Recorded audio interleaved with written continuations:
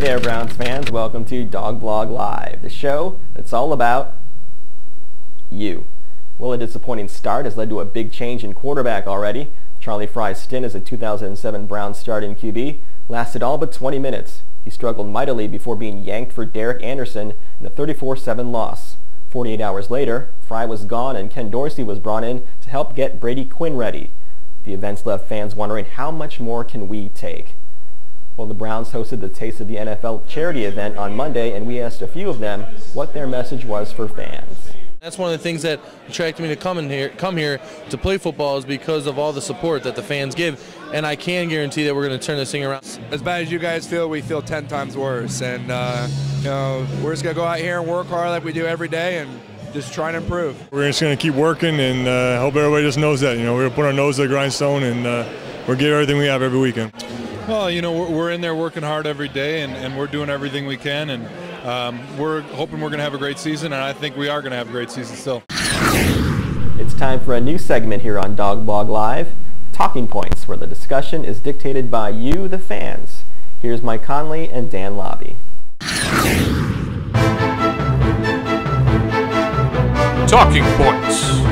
Hey there, Browns fans. Welcome to Talking Points, the new segment of Dawg Blog Live, where we take your comments from the Browns Forum and discuss them in a roundtable fashion. Dan Lobby alongside Mike Conley here to discuss the hot topics of the week. And Dan, Serpent Man posts on the Browns Forum, Quinn is not the solution. I hate to say it, but the problems facing our beloved Browns go way beyond the quarterback position.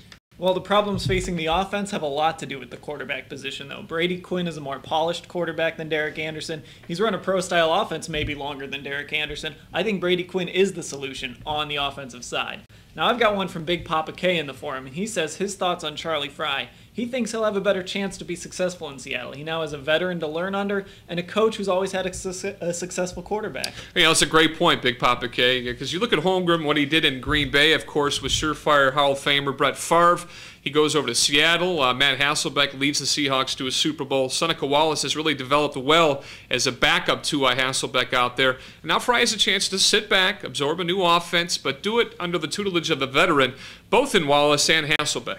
Now, some year in the forum, he was, as his post is titled, just disgusted.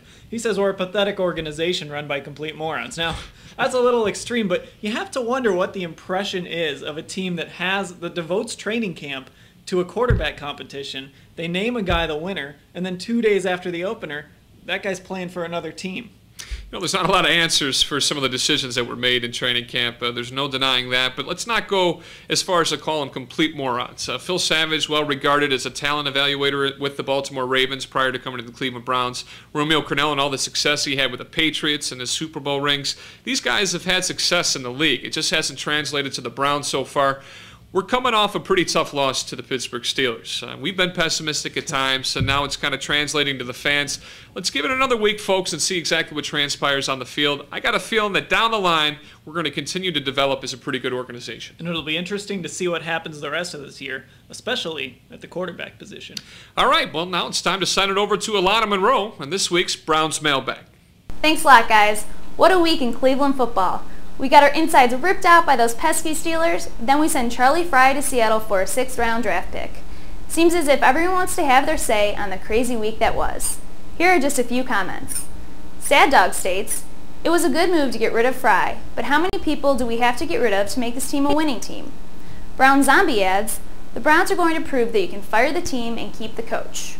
Clevetown Joe posts, I cannot believe people are questioning trading Charlie for a 6th-rounder. We should be jumping up and down that we got a draft pick. Steeler Dave asks, what are fans going to do with their Charlie Frye's costumes? Do you have more to say on the recent transaction with the Seahawks? Post your thoughts below. Now to the user photo of the week.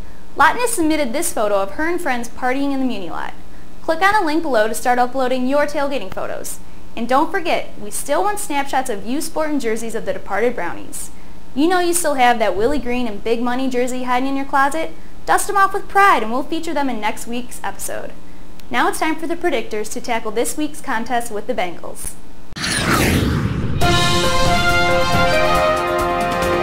Predictors. The Bengals defense thrives on turnovers. Derek Anderson, I'm looking in your direction. Bengals 34, Browns 17. The Browns redeemed themselves, but it's not enough to overcome Chad Johnson. Bengals 31, Browns 23. I'm going to go against the grain this week and say the Browns come away with a victory. Browns 24, Bengals 17. Predictors. That does it for this week. Remember to leave your comments and send your photos using the links below.